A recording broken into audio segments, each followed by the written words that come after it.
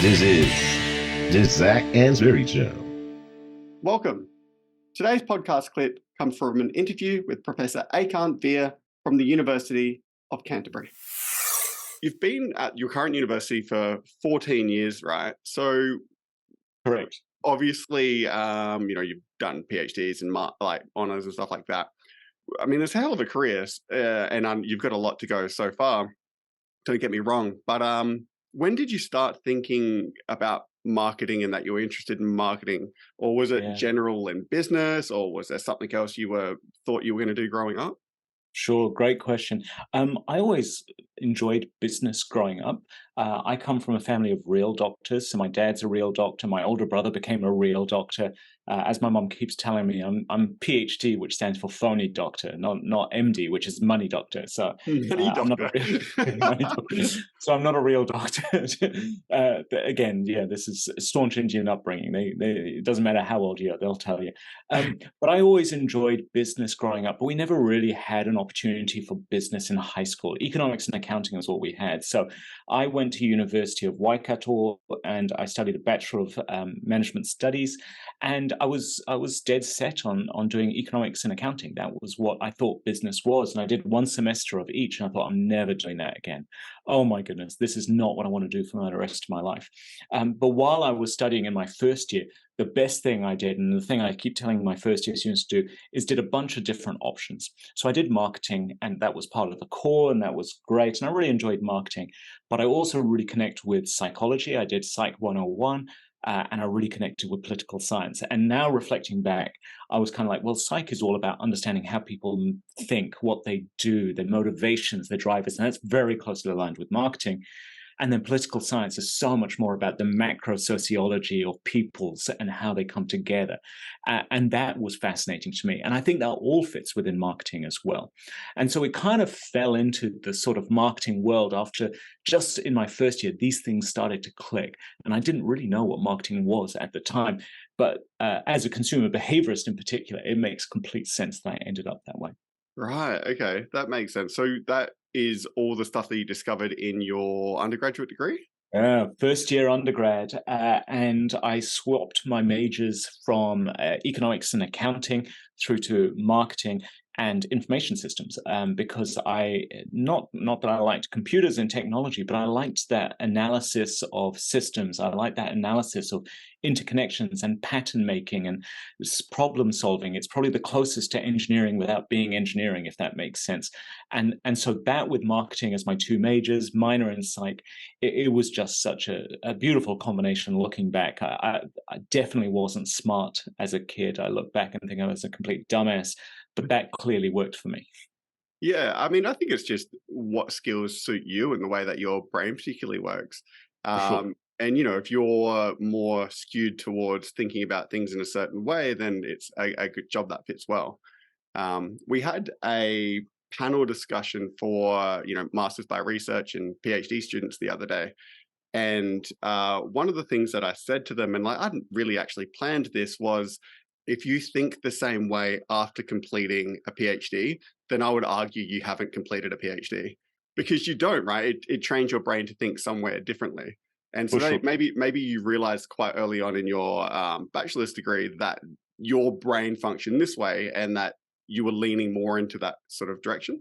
Yeah, and I wonder if it's just a case of I've never been afraid of trying something new. Never been afraid of just the chaos is my happy place, and research really fits within that. And I didn't get into research until a few years later in my career, but it was really exciting to see new opportunities grow and avenues open up. And I just clicked with that much better. While I know people who are very happy with just like, I just go to work, I do my thing, I don't learn anything, I don't contribute much, but I do enough to get paid. And then I spend my time doing what I like. And that's awesome. I love that people have found their why and their central part of who they are. For me, I'm an active relaxer. I get bored very easily. Put me on a beach and I get bored of it very quickly. I have to be doing something. And so marketing really lends itself that way.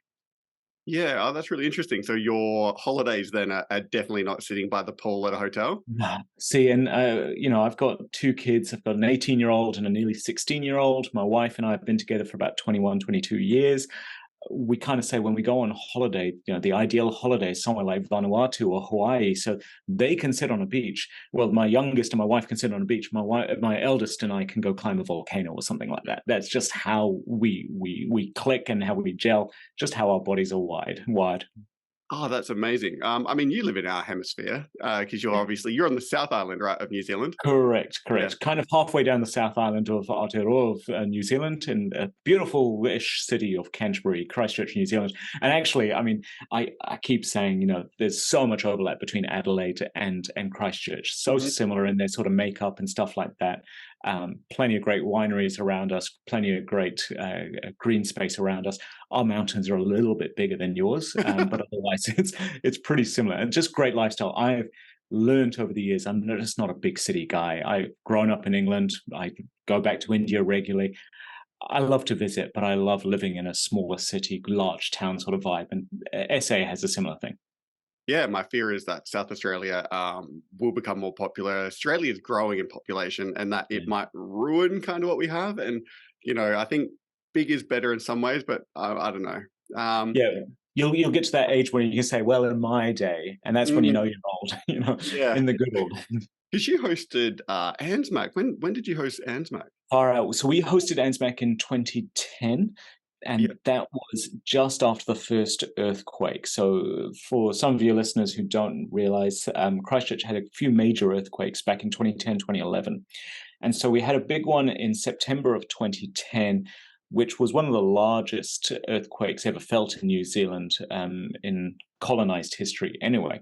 And then we had ANZMAC, and then afterwards in February 2011, we had a devastating one that led to about 185 people dying, most of the central city being flattened. It wasn't as large an earthquake as the first one, but it was right under the central city, pretty much. It was just in the hills next to the central city. And our city is built on a swamp. And so that combination of lots of shaking, lots of water, high water table, the houses literally sunk. There were facades off buildings falling off. It was a pretty devastating time. But we had just been in the city maybe 8 months before the first one, about a year when the second one happened. So we had real opportunity to leave as a family. But we're also one of these families that believes that things happen for a reason. And we're clearly here for a reason. We'd fallen in love with the city and we felt we should be part of the solution to the city rather than just run away. We don't disparage people that did escape. They needed to do what they needed to do, but we chose to raise our kids in this city, and maybe for right or wrong, we think we're better for it. But yeah, You hosted one relatively, was it 2016, I think, as well. 2016? Yeah. Yeah, I was still a PhD student because I was at the doctoral colloquium there. And I have to admit, like the similarities between Adelaide and Christchurch were uncanny, and I felt so at home because of it. It was Oh, bizarre, and even to there's a I think it actually ended up being a myth that the Colonel Light, the person who settled and Adelaide and South Australia and laid out the road structure and everything like that, that he did the same thing in Christchurch. But I'm pretty sure it was a myth, right?